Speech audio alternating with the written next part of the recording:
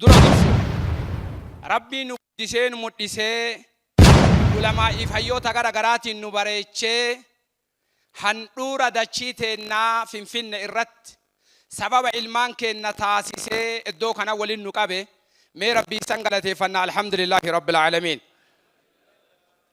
ummata bu'aa qabu jennee ulamaa amalee deemnaan hayyuu keenna malee deemnaan hayyuun keenna hayyooma qabaatee sanyii isaa ka biqiltu qabatee deemuu baannaan ifaajeen teenna become zero. addunyaan tun akka nama gaarii walgeettu yoo hajamte gaarii nama hajamtuu namarraan barbaadin ufuma abbaa ta'e.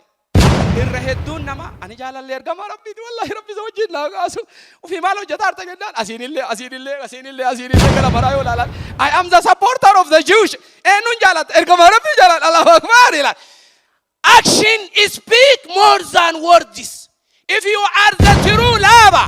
and the follower of the Muhammad sallallahu alayhi wa sallam, you have to follow لقد كان لكم في رسول الله أسوة حسنة. إذا كذا جمراتهم متقوموا يجاوبوا إنهم تكو مرتين والباسة وأنا كنا لا نتوقع كمال جالتا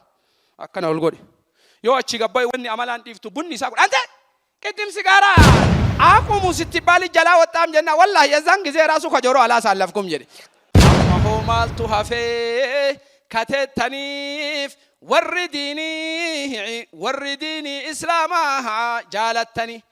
دين بريدان علماء مرفمة قلم أبا قدا فين كيسرو فيك أنا بودا قلتني يو خرفتني من كينيا يومي السما أنك يومي جبان فرفما